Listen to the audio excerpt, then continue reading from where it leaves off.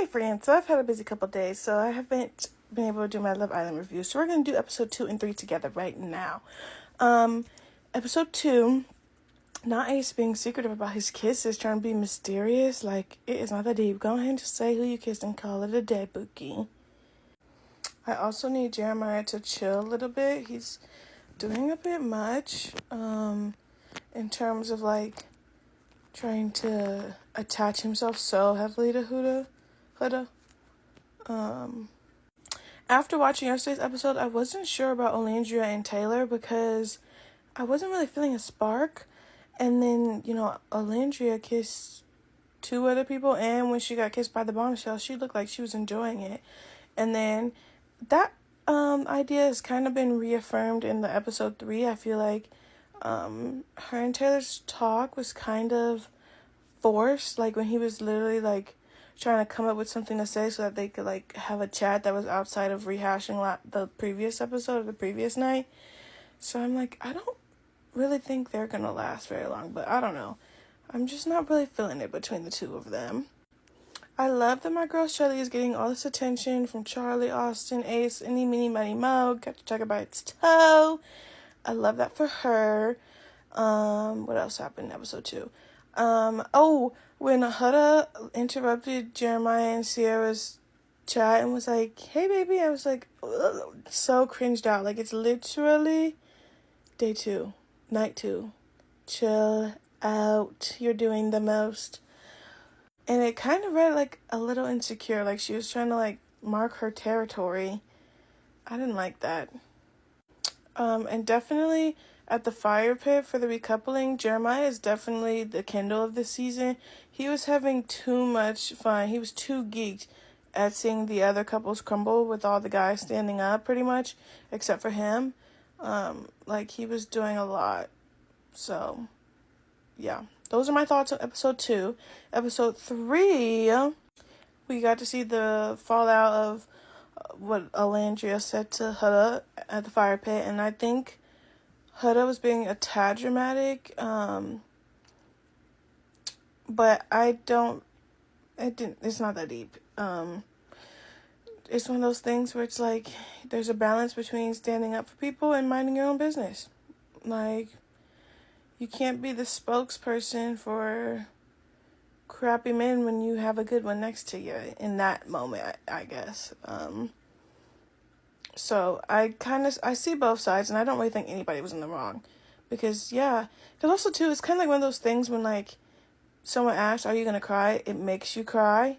So it's like when someone's like overly trying to stand up for you or like overly do too much, it can overwhelm your emotions as well. And so, yeah, that's fair for Olandria to say, hey, calm down. Like, you're doing a lot.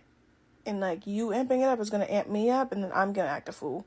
So I totally get where both sides were, and I don't think anyone was in the wrong.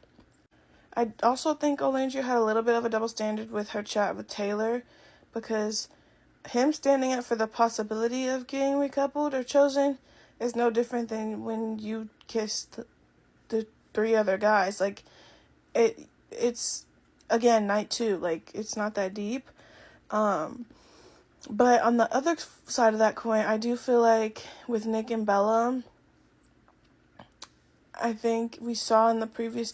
I think it's clear to everybody that Nick was feeling Sierra a little bit more. And so for him to kind of, like, come back from the hideaway and, like, tell Bella that, like, it's, like, 50-50 and then do that, it was kind of giving Rob and Leah 2.0.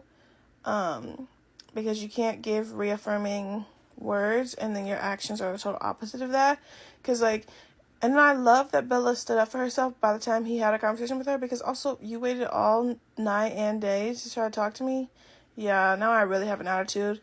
And I love that she kind of put him in his place, because I think historically in the show, men take for granted with the recouplings, because there have been times when, like, if you make the decision that you want to be with somebody else, you could be sending home your current partner.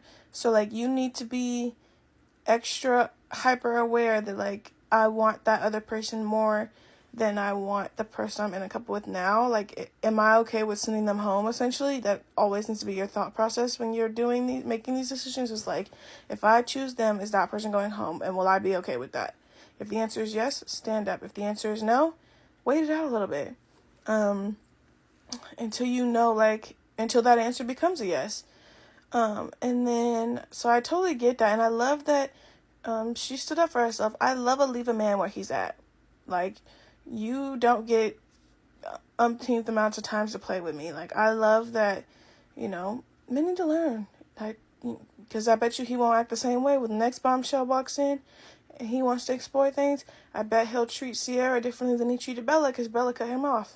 Well, not really, but almost did. And I think that I love that for her. And I was a little sad to see her cry. I'm not gonna lie. Oh, and then, like, I'm just ready for Austin to be gone. Like, he just irks me with his lack of presence, but presence. Like, during the fire pit, he only stood up because he definitely thought Shelly was gonna stand up to be recoupled with Charlie, and he didn't want to be left sitting there alone. That's the only reason he stood up, which I don't like that. Be a man and be a leader. Why are you being a follower? And then it backfired because she didn't even stand up, and he said he wanted to sit right back down. Yeah, because you didn't want to do that. You just did that because you thought that's what she was gonna do. And then, like, the whole game was messy, but also, like, predictable. Like, I'm just like, he just gives me the ick so bad. Everything he does really annoys me. So I need him to be eliminated ASAP. I need Shelly to be with Ace because they're so cute. And I need Huddle to run for the hills because Ace even peeped out, like, Jeremiah's love bombing. And, like, yeah, we're all seeing it. And I'm interested to see how Jeremiah reacts to finding out she's a mom in this next episode for tomorrow. Because also, too, that was so dramatic. Like, that scene probably only needed to be about 2 minutes. And it lasted forever. And then the episode ended without it being concluded. Like, she took forever to spit it out. So I think that's already going to make his reaction more dramatic than it would have been had she just, like, said it. But yeah, that's my thoughts on episodes 2 and 3.